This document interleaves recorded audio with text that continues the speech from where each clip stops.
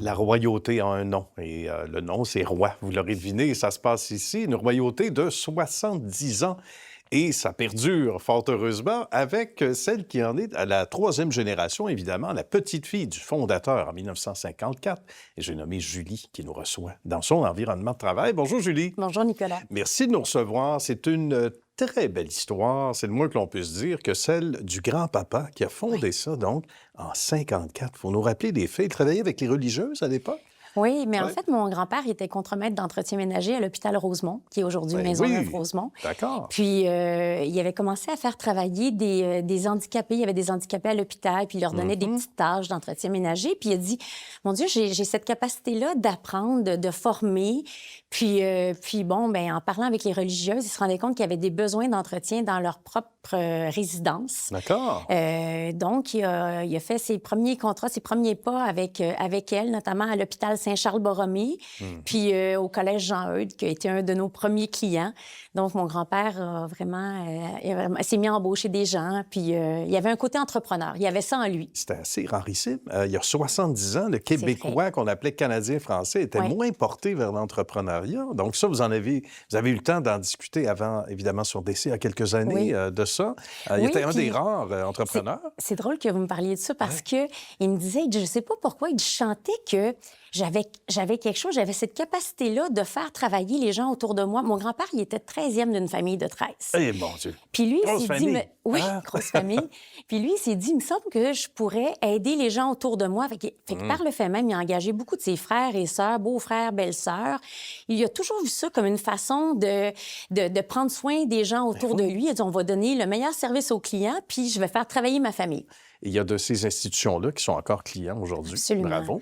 Absolument. Parmi Oui. ceux-là, entre autres, des noms connus, Je peux parce qu'il penser y en a au plusieurs. pensionnat du Saint-Nom-de-Marie, par exemple. Bon, j'avais nommé Jean-Eudes, le collège Mont-Saint-Louis. On est également à Brébeuf encore aujourd'hui. Fait que c'est des noms qui disent de quoi à tout le monde. Ben, c'est sûr. Ce sont des institutions. Puis moi, ma grande peur, c'était de me dire, les gens ont signé avec mon grand-père il y a presque 70 ans. Ouais. Tu sais, ils vont dire, mais qu'est-ce qu'on fait encore C'est une vieille avec eux? entreprise. C'est une vieille entreprise. Fait que moi, mon défi, c'est de toujours nous renouveler. Voilà. C'est de dire, bien, voici pourquoi vous faites encore affaire avec Roy 65 ans plus tard, 60 ans plus tard.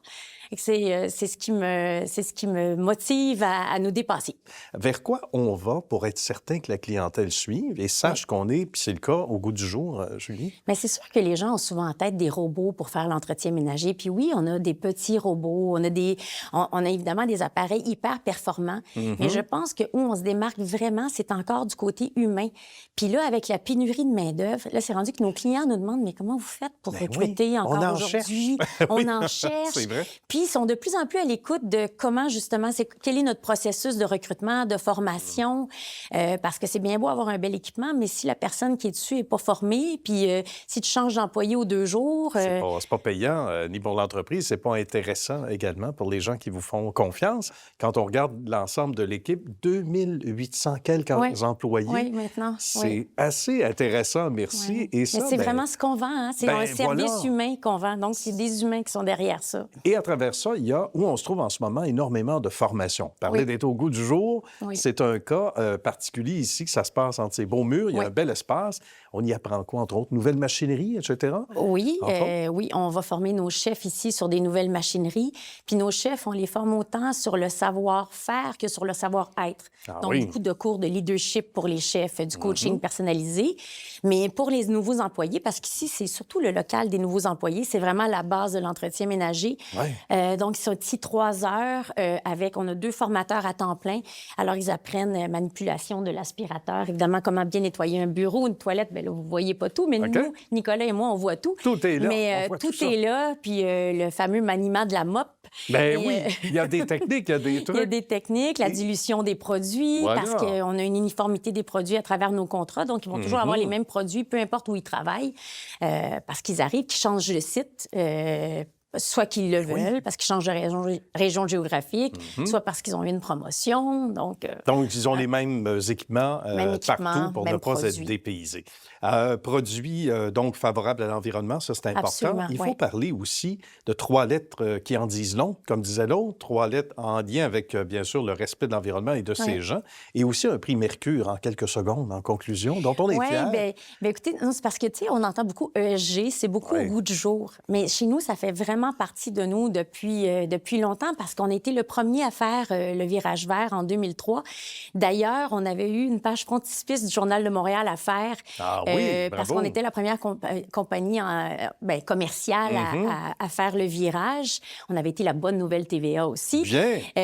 On va saluer les gens qui ont travaillé sur le topo à l'époque. Bravo. Puis 2003, c'était précurseur. Là. Il y avait c'était précurseur. À l'époque, on avait un directeur des opérations qui compostait dans les années 80.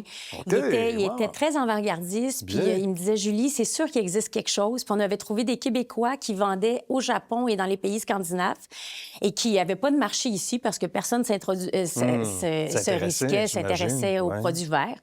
Donc, on avait commencé à travailler avec eux, mais c'était tout un virage on a testé les produits pendant 1 an pour être certain qu'ils fonctionnaient, que ça ne s'encrassait pas pendant des mois. Sûr. Avec une belle durée de vie, etc. Mais il y a de quoi être très, très fier. Et les Mercuriades ont honoré le tout. Un beau moment avec Grand-Papa en 2007. Oui, ça, c'est en 2007. Qui reste marqué à vie. C'était un prix de développement durable. Puis j'avais dit à mon grand-père, tout ce que tu fais pour les gens, parce qu'il redonnait beaucoup, beaucoup à la communauté. Il a toujours été très généreux. J'ai dit, on devrait mettre ça de l'avant dans un concours. Puis il n'avait jamais participé à un concours, puis on l'a remporté. Bravo. Et sur cette magnifique note, ma chère Julie, merci beaucoup. Salutations à la belle équipe et on se dit à une prochaine. Merci à vous.